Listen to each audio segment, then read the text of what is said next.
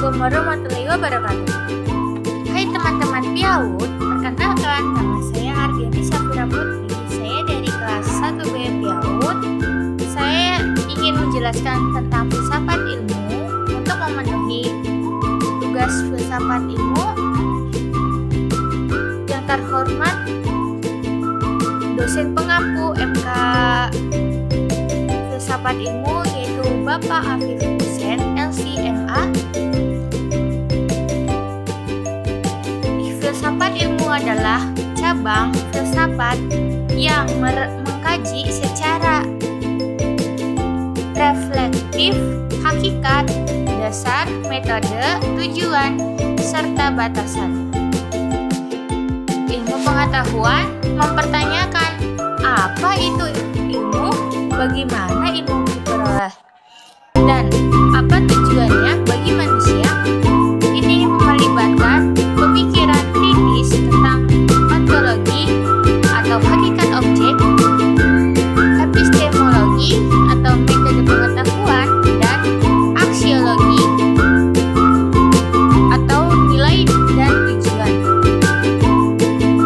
Ilmu menjadikannya landasan fundamental untuk memahami